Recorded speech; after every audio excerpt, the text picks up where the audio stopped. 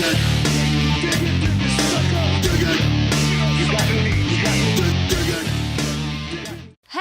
New Year, compadres! Welcome to the Wrestling Compadres Slamcast right here on Fox Sports. I'm your host this week. I'm Carrlyn Bathe. You guys can find me at Carrlyn Bathe on Twitter and Instagram, Facebook.com/Carrlyn Bathe. You can find our Wrestling Compadres Slamcast at Twitter.com/Fox Compadres and Facebook.com/Fox Compadres. In the room with me, I got some VIPs. To my right, he's pretty cool. You can find him at Curtain Jerks. His name is Scott Narver. How's it going, Scotty? It's going well. Well? Yeah. Good. I haven't seen you in a whole year. Yeah. That's going to be one of those. I'm so good with the jokes. Someone else is good with the jokes. The sexy pinata. Oh, no, not that one. He's not hanging over our heads. He's actually behind the computer, and his name is Andrew Lynch. Producer Andrew, how are ya? I am excellent. Happy New Spear to all of you wrestling friends. Oh, thank you. Which, full disclosure, I stole from Carrlyn. You did. I can't lie. You did. It was a good steal. Soon I was proud you'll of lie. that one. Soon you'll lie. I wasn't going to say it, so I'm glad you did. We're missing a couple folks today. Well, because of wrestling. Because of wrestling, right? At the Walking Dale Rutledge Yep. is in Japan watching Wrestle Kingdom as we are speaking. Yes. So check that out. Literally right now. Yes. And Jonny Loquasto, he's not watching wrestling, but he's on a boat. He's making that money, doing the funny money. He's on a ship. It's a cruise ship. At Jay Quasto on Twitter. On a cruise ship. Well, we've got a lot to talk about. Let's get right into it. 2017 started off with a bang. Diamond Dallas Page. No, not that kind of bang, Scotty. We're a few miles deep on the road to WrestleMania, and things really heated up on Raw this week. At the end of the show, Goldberg came out on the Kevin Owens show segment. Then Roman Reigns. Then Heyman interrupts. Then Braun Strowman shows up, and then Braun Strowman gets a double spear from Goldberg and Reigns. It left us with a ton to think about.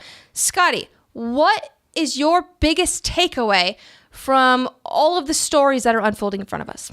My biggest takeaway was in that moment when I was so excited to see the Kevin Owens show actually debut and Goldberg was going to be his guest, that it was going to be this mashup of characters, that I was going to see Kevin Owens and Kevin Owens and Goldberg in the ring for the first time. I've seen Kevin Owens and Roman Reigns a couple of times before. But then what I walked away from was this feeling of forced moment television that was supposed to be something huge and iconic, of Roman Reigns and Goldberg facing off against one another, and me going, okay. I was way more interested in Kevin Owens and Goldberg looking at each other, or Jericho, because there's a history of him and Goldberg together. Oh, and you got Braun Strowman. Right. Any of these other players seems more interesting, but they told me, no. You're excited for this. And I felt like that crowd also went like, not so much. Yeah, I mean, there was such a big build-up to a moment that wasn't truly organic at all. It was Roman Reigns and Goldberg looking at each other all romantically or what have you. That camera was set right there. It was set. It was ready. It was telling us you're supposed to think this moment is huge. And then they speared Braun Strowman, and the crowd, like you said, was just so lackluster. It was whatever. But that crowd was honest, and I feel like WWE wasn't. That camera was the same camera shot that was set precedent for Hogan and Rock for WrestleMania 18. When you saw those two icons in the ring, and I'm like, Reigns isn't that guy to me. Right. There are so many people on the roster that could be that guy up against Goldberg. It's not Goldberg and Reigns. Well, another thing that they did was kind of make it seem inevitable that it's going to be Roman versus Goldberg at WrestleMania.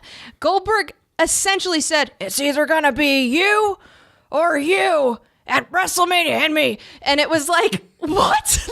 Where's the shock factor in that? Why are they manufacturing these moments and not even waiting for our reactions leading up to at least even just the Royal Rumble? Like, let us have some reaction, right? We have 29 other competitors in the Rumble itself. That's excluding people that are in title matches and all these other people that Goldberg could be facing that I want to feel the potential of Right. those matchups. I want to feel like there's a chance. But if you're telling me from day one, this is going to happen and this isn't the most exciting thing, to me, the most exciting competitor to go up against Goldberg would be John Cena. Really? That's generation gaps. And it's these two guys that have never Right. faced off before. And I want to hear what they'd have to say to each other.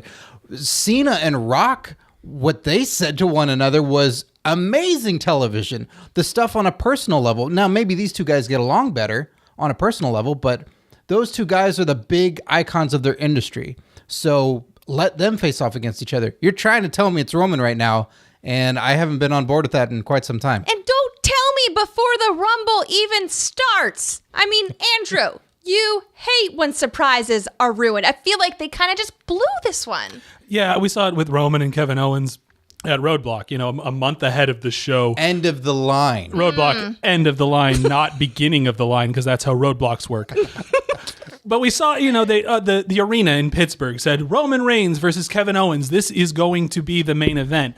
And that's fine, but wrestling is about telling stories, not telling plot points. Like, if you don't let me experience the story, it's like reading the cliff notes of a book in high school. Like, I'm basically just taking a test now and seeing who wins a championship and moving on to the next event. With that said, I don't know what else Goldberg is supposed to say. Like, Right. He has to come in and he is this badass who's like, well, I'm going to win the Rumble and then I'm going to beat either you or you for the title, and that's going to be the way it is.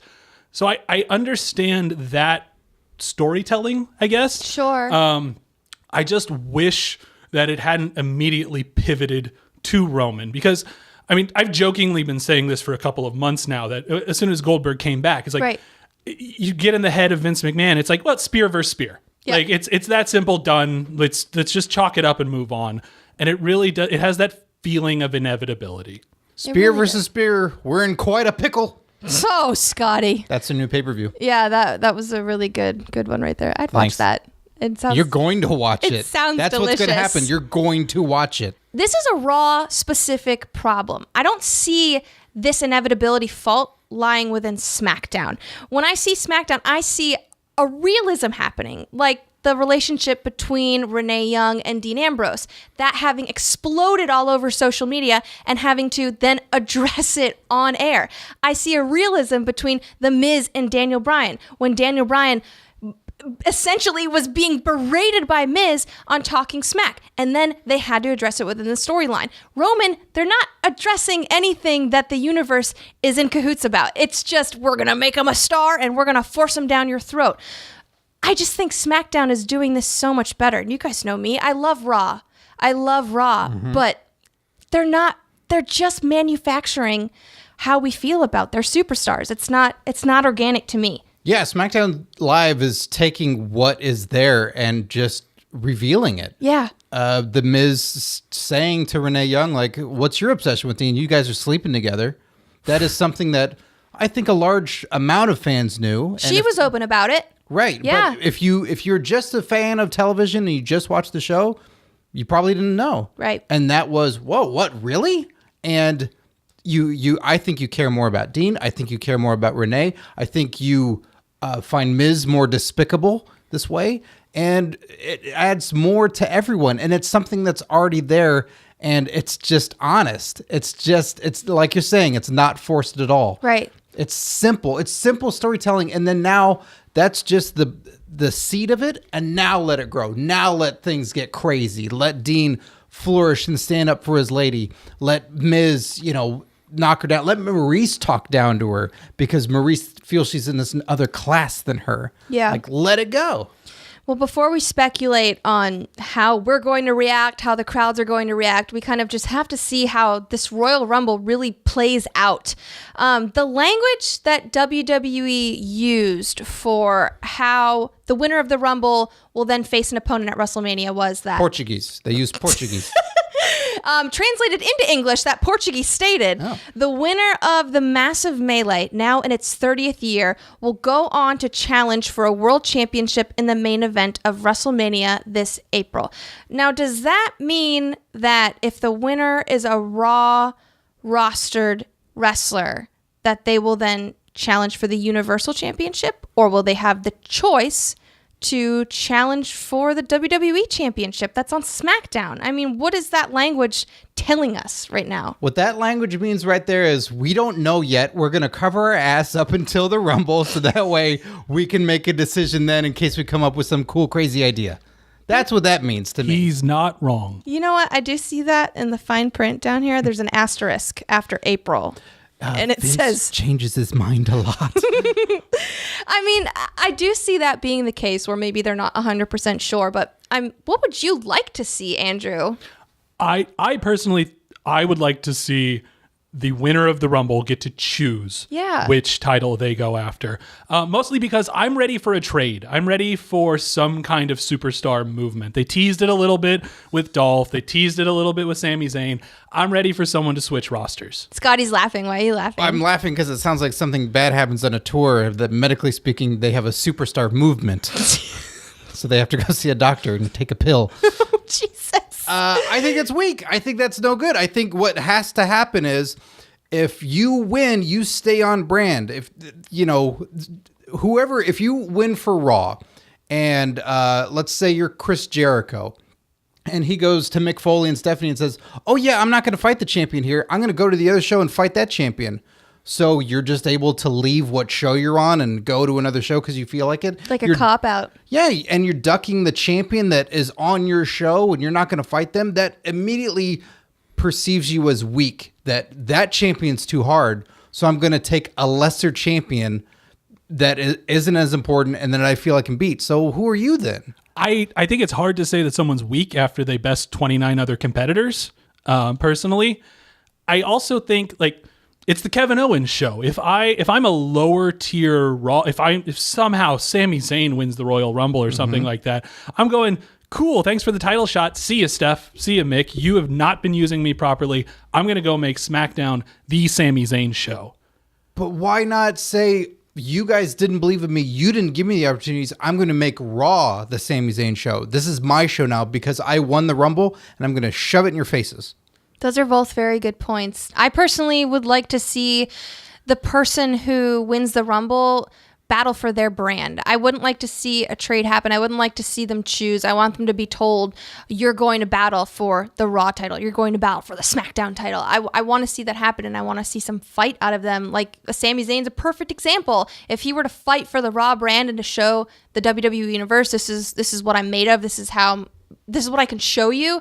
That'd be more impressive to me. So is there a specific superstar that would make you change your mind? Is there anyone who it was on a roster currently, and if they won the Rumble, you'd be like, no, I want to see that person challenge for the other brand's title? Goldberg? Just because there are so many potential matchups for Goldberg that he goes where he wants to go. He's the only one. Because everybody else who's a full-timer and is there, no, stay with your brand. Stay with where the storylines are and where that roster is to make that feel special. But someone that if he's going to be fighting an AJ Styles or a John Cena, I'm way more excited for that. That Goldberg can go wherever because Goldberg is a beast. If Dean Ambrose were to become an entrant and compete and win the Royal Rumble, I'd like to see him switch brands because the fan deep down inside of me that liked Roman Reigns at one point, not currently, just so you know, I would love to see him go tease a Shield reunion somehow, or just they keep doing that on the Raw show, and I would just love to see him kind of be back with his Shield comrades and make something happen, or not. You like all those players being in the same place. Yeah. I mean, that's the only one person that I could think that I would like to see switch and be able to choose, hey, I want to fight for the Raw title. Right.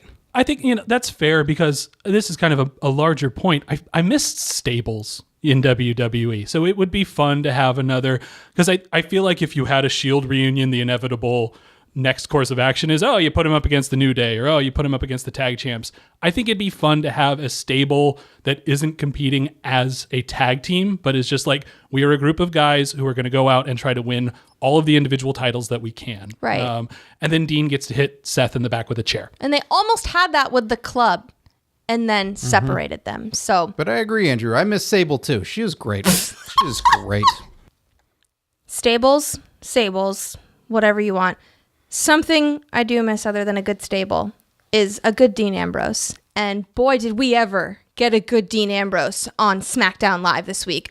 Holy smokes, you guys. We've been talking about this for weeks on the show. We've wanted to see a resurgence of Dean. We've wanted to see him turn into the cool badass that he was and not this funny, hokey, weirdo guy. And the slap in the face to Renee, him standing up for his girl, and him just laying it on Miz. He won the Intercontinental title back. He won the title, Scotty. He won the damn title. This is what I've wanted. This is what I've said that SmackDown needs. This is what I've said that Dean needs. Do you think this is what he needs to become the Dean Ambrose that we remember? Boy, I got a love-hate relationship with Dean Ambrose. Like, there's times when I absolutely think he's amazing and I love him, and it's usually right when he wins a title. We were there at Money in the Bank. Yes. And 2 different places in the arena. And we both loved it when he won the Money in the Bank and when he won the WWE title that night. Sure did. And that buys a couple of weeks of Dean, and then stuff happens where we go, what are you doing? Is this your idea or someone else's? I hope this is someone else's. And it's times where we go, this isn't it. But Dean, I don't know. I don't think you can just put a title on a guy and then he's great again. He was exceptional tonight. He was exceptional in everything going on in the feud with The Miz and Maurice. He was on point, and that's the Dean that we want. Whether that's the Dean that will consistently be there, he's a lunatic. There's no consistency. Now, Andrew, I agree. You can't just put a title on a guy and that changes a man forever.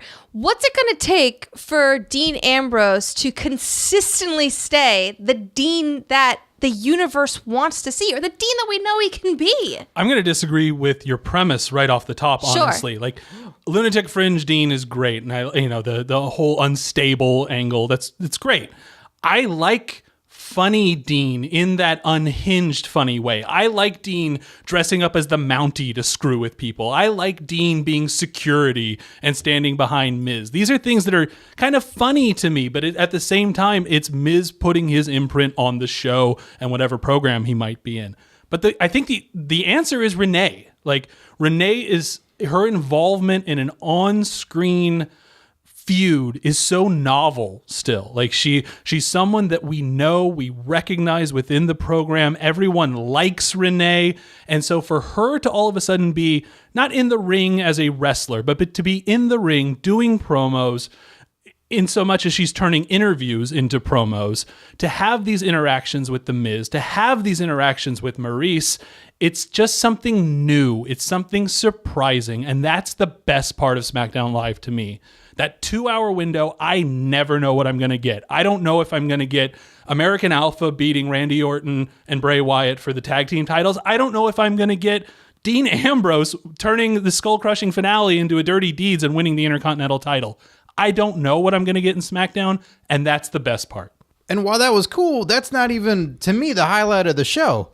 I thought Dolph Ziggler might finally be the Dolph Ziggler I want. You're talking about Dean being the Dean that we want. Yeah. Ziggler, that is a heel turn. He took that heel and then turned it right into Kalisto's face.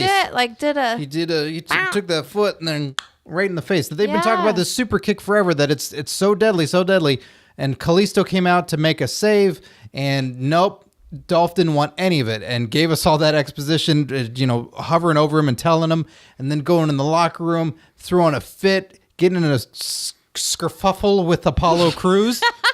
And his attitude has changed drastically, and I think for the betterment and longevity of Dolph Ziggler. I agree with that. I love Dolph Ziggler. I think he's one of the best wrestlers on both rosters. He's so talented, and never have I ever thought that he's been stale, but I do believe with the cards that he's been dealt, sometimes he's not able to give his best performance. I think with this new hand that he's been dealt, he'll be able to deliver the most all-star of Dolph Ziggler performances. Him being a bad guy, he'll be throwing super kicks out like nobody's business. Yeah, he's not. For a long time, I've said that I've not liked the character of Dolph Ziggler. Yeah. He's an amazing performer. He's an amazing in-ring technician. He does crazy stuff, but he's not likable. For the longest time, he was cheating on people's girlfriends. He's a nice guy who likes Motley Crue. Yeah, well, that and constantly stealing girlfriends, which I wasn't all about. And then there was nothing to like about the character. Yeah, if you like the music stuff, you know more about him as a person, but the on-screen character stealing the show and stealing your girlfriend, like, no thanks.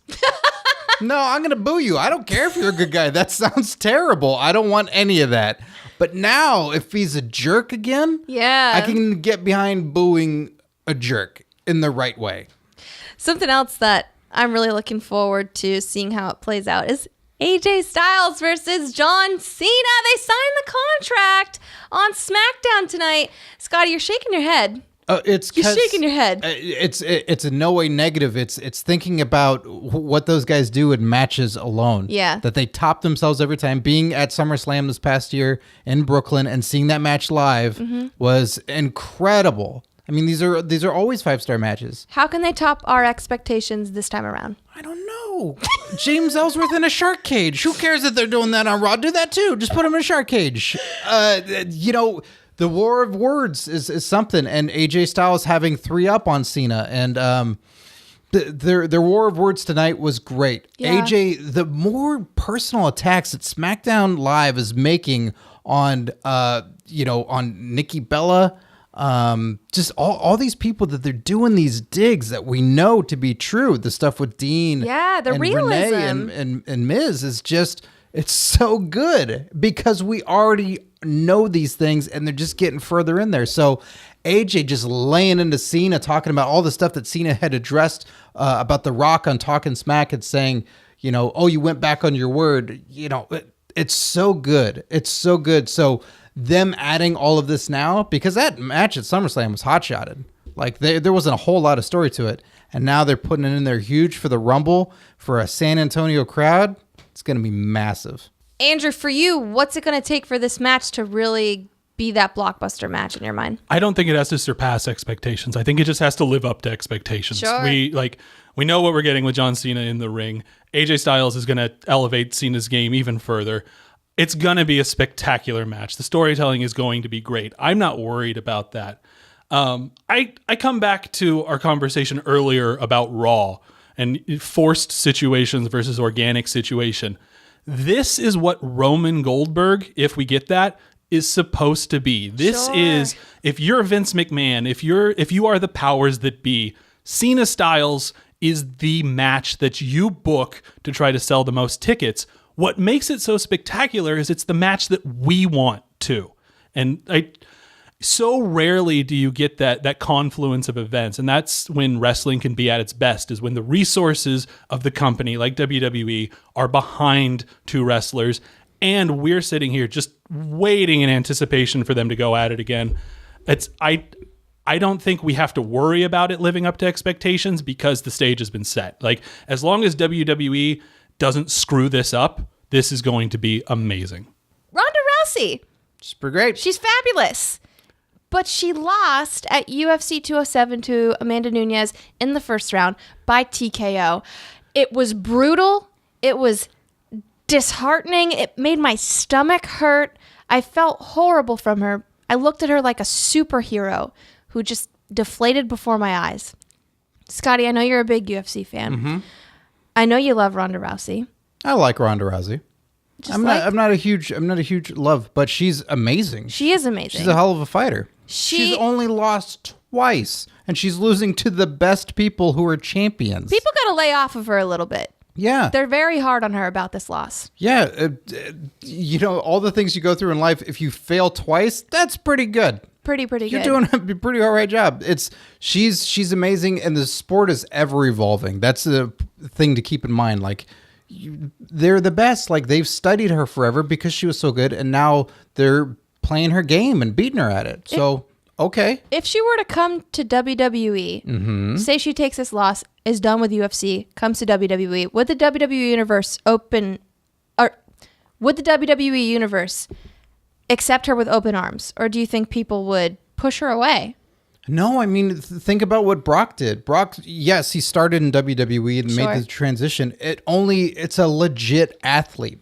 I think as long as Ronda could step up her game and learn the world of professional wrestling, people would absolutely embrace her. They would want that from her because she's a built-in badass. Right. I mean, we only had Mike Tyson for a little bit as the role of an enforcer for WrestleMania 14, but that brought huge press, that brought notoriety, and that brought legitimacy between Austin and Michaels that we were going to see Mike Tyson be involved. So we're getting the baddest man on the planet. We're getting the toughest SOB in the WWE, and they're colliding. Scotty, you bring up Brock, and that's obviously the comparison that most people are making. How different is it, though, because Brock was already a professional wrestler, and then he went to UFC and came back. How much of a learning curve is that for Ronda? To basically learn the style of show rather than go? Right. Yeah. I think some people have it, some people don't. You know, Ken Shamrock did it.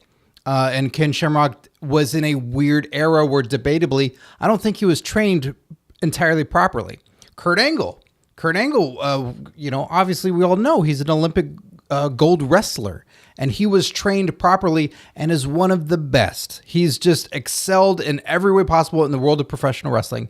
So if you have the proper training, which I think WWE's got it down by now with the whole performance center, she could be absolutely amazing in that world. I have a genuine fear that she would be just the opposite. I have a genuine fear that because she's a built-in badass, that she might have this approach to wrestling that isn't natural like the other wrestlers have. I have this fear that she might hurt someone. I have this fear that she might have to prove to people I am a badass in all aspects of professional combat sports. And it might not do her well in the world of professional wrestling, which is sports entertainment. So as much as I'd love to see her in WWE, I'm damn well scared for how she would perform. She'd go over well. Sure, the crowd might love her, yes, but with the other wrestlers, I'm not 100%. You're absolutely right, though. Brock Lesnar is not a fun day at work. There's True. him wrestling anybody. It's, you know, they're gonna get messed up. Goldberg is the one guy that got away. Yeah. Goldberg is the one that messed him up. But everybody who's wrestled Brock Lesnar, it's like, oh no. But that's not the name of the game for Brock, because Brock was into wrestling before, into UFC, then came back to wrestling. So with Ronda, Right, but he's always been stiff and he's always been rough. Kurt Angle's stiff. Like, all these guys come from an athletic background. Like, they bring that element to it, which makes it more legit. When we see guys, what Stone Cold Steve Austin called out on John Cena of like, could you work a little bit more stiff? Could you tighten your moves a little bit more to make it look a little bit more real? That's what we want. We want to lose the perception of entertainment. We want more sport. as long as no one gets injured. That's all I've got to say. A little bit of injury. So how do you use her? Is she a face? Is she a heel? What in Ronda Rousey's, I guess we call it, second WWE appearance? Right. What happens?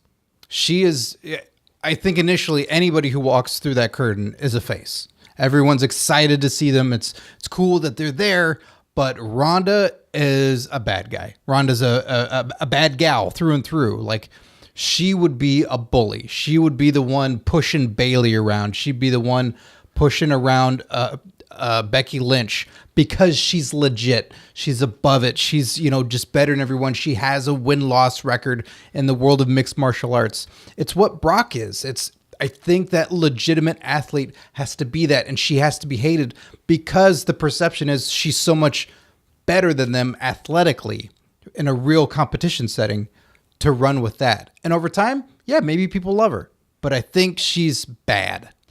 I could talk about Ronda all day.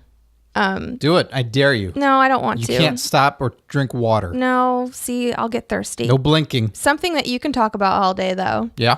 TNA. Yeah, buddy. Hey, Scotty, what the heck is going on? It's not bad anymore. And I mean that in a sense where it's not going under anymore. Am I correct? Basically, yes. Yeah. Tapings will be starting next week, from what I'm to understand. Okay. From what my inside sources tell me. Ooh, inside sources? Yeah.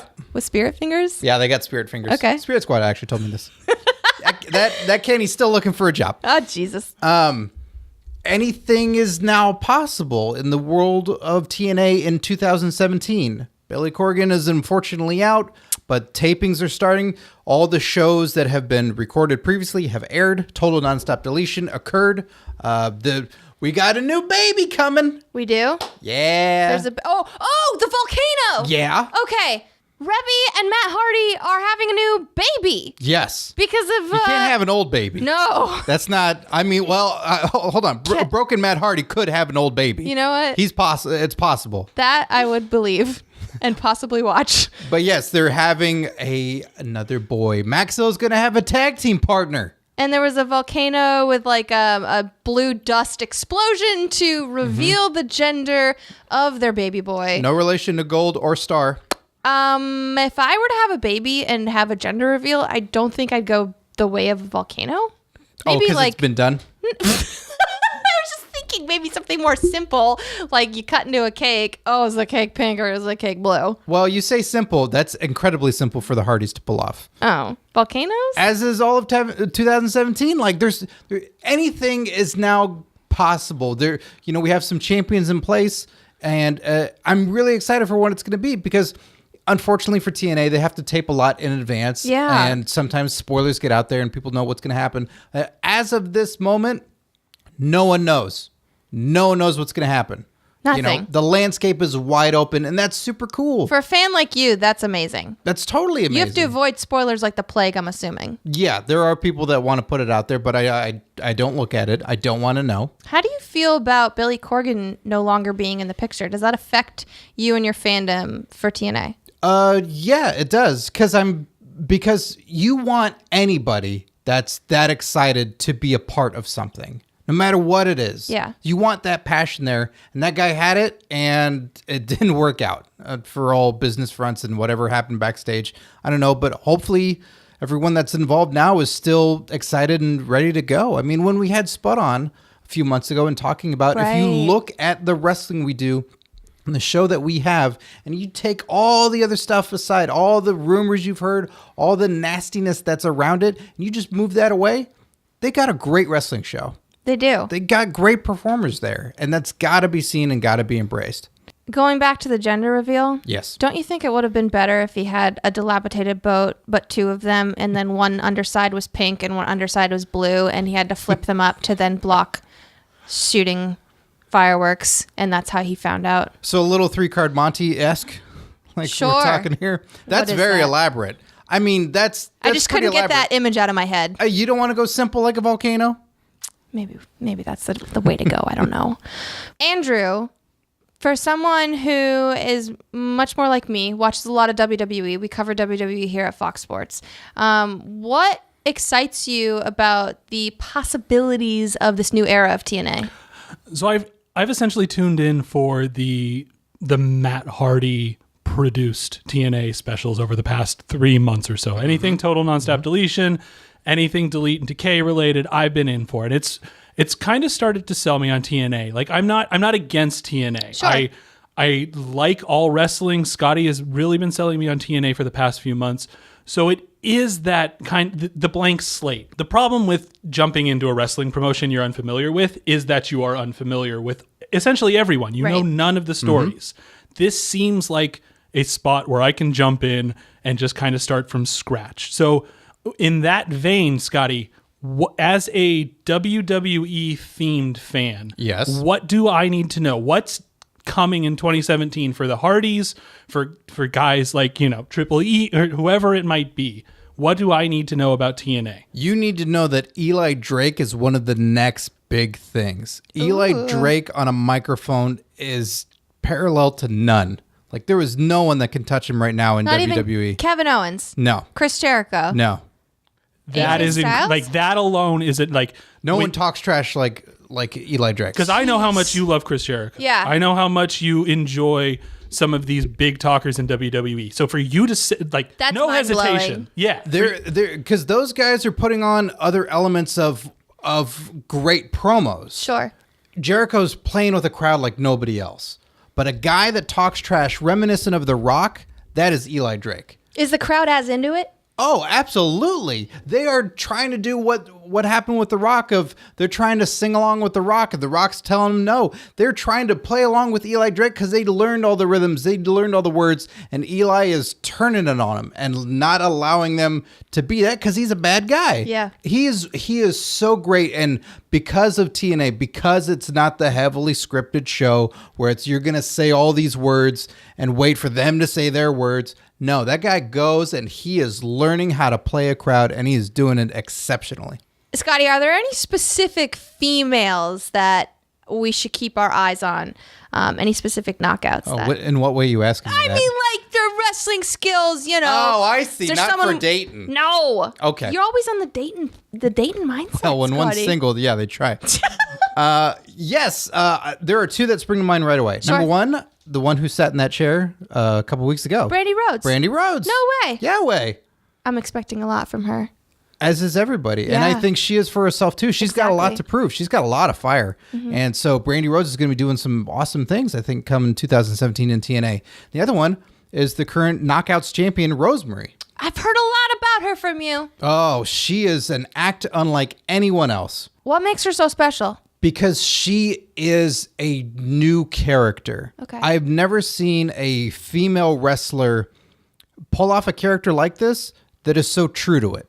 That Rosemary is behind the makeup, behind all the macabre, and she owns it, much like an Undertaker. Like what the Undertaker is when you see it and you go, what the hell is that? That any fan or any non-fan walking in and going like, what is that? Is it a big dead guy? Like, I don't get it. And then you see it for a little bit. You sit in the reality and you go, dude, that guy is creepy. Rosemary is creepy. Okay. Describe her for someone that's never seen her. Think of something out of The Nightmare Before Christmas. Like Jack Skellington? But a female, and can also... She can talk really well. Okay. She says disturbing things a la a Bray Wyatt, if Like- that gives you a little building bridge right there. Like, I want to eat your brains. Yeah, a little like Venom from Spider-Man, sure. And then she's unusual, and they've got the best music.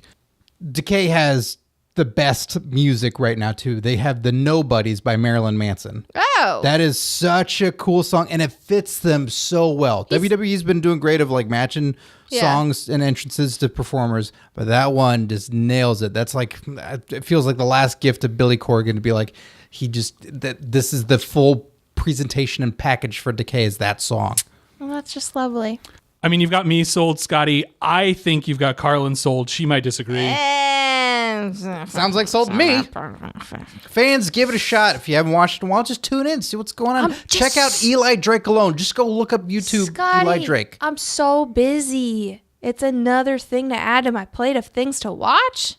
Yeah. And sometimes you just got to watch a little bit. Sometimes you just got to watch some highlights. Ugh. There's a 3-hour Raw. You can cut out a segment or two and watch a little TNA in the meantime. Andrew, what else is there? There's a lot of other things to watch. I'm gonna ask Scotty to throw another thing on your plate because we've got Dale in Japan watching Wrestle Kingdom probably as we record right now.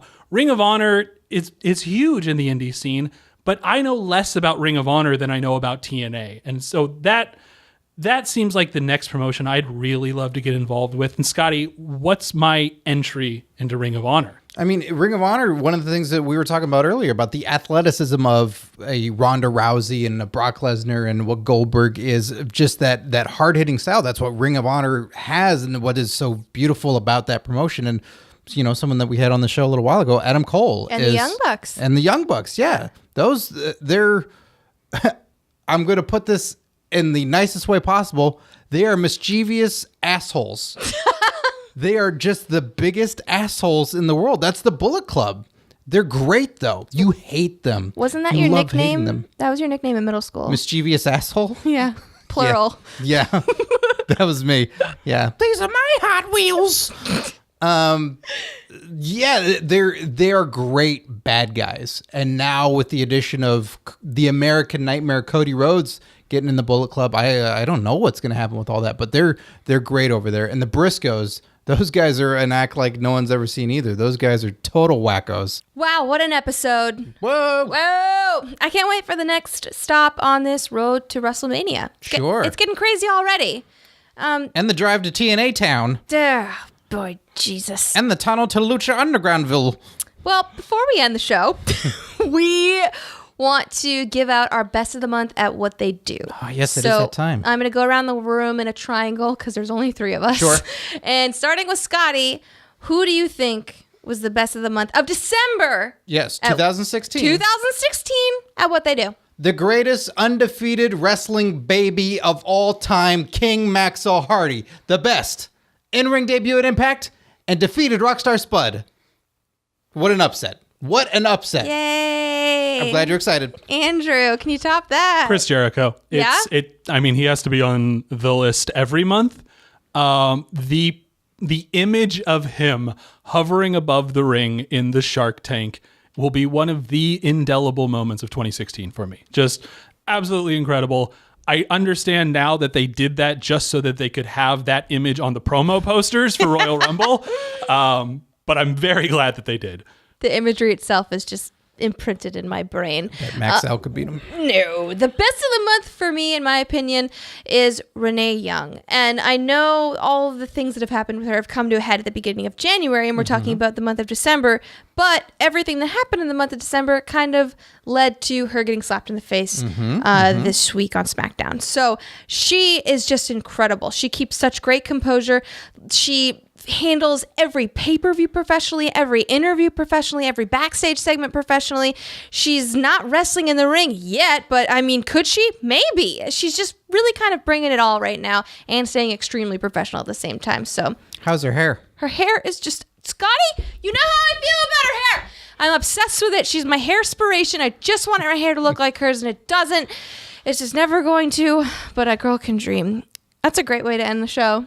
A girl can dream. Dream big. Dream big, everybody. Just like Sasha and Bailey. Just like Sasha and Bailey. It's been a wonderful day with you guys. I'm so glad that we've talked about my favorite thing in the world, which is wrestling. Oreos. Oh, wrestling. Yes. Oreos. That's off air that I ate 2 whole sleeves of Oreos, okay? Yeah. We don't talk about that. Arm sleeves. We don't talk about that ever, Scotty. Yes. Sorry. What we do talk Off about air. is where you can find us on Twitter. Yeah. You can find me at Carrlyn Bathe on Twitter and Instagram, facebook.com/Carrlyn Bathe. And Scotty, where can we find you? You can find me on social media at Curtain Jerks. You can listen to Curtain Jerks, the comedy wrestling podcast, available on iTunes, SoundCloud, all that good stuff. And check out On Your Mark, youtube.com/On Your Mark show for the best free shoot interviews there are in all of wrestling. Producer Andrew, for our new fans, what's your Twitter handle, man? I'm on Twitter at Andrew Lynch. I would not recommend following me. It's a lot of NBA, but if you are in that cross section of basketball and wrestling, jump on in. It's the water's fine. Yeah, I mean, you're in that cross section of basketball and wrestling. It is the greatest place to be. I'm not going to lie. Look forward to my best post in 2017, 50 NBA stars and their WWE counterparts. I love that. You can follow Johnny at J Quasto and Dale at The Walking Dale and the Compadres at Fox Compadres. Also Facebook.com/Fox Compadres. It's been a heck of an episode, a heck of a week. It's a hoot. We've got our Friday episode coming up, so stay tuned as usual. Happy 2017, everybody. Have a wonderful new spear.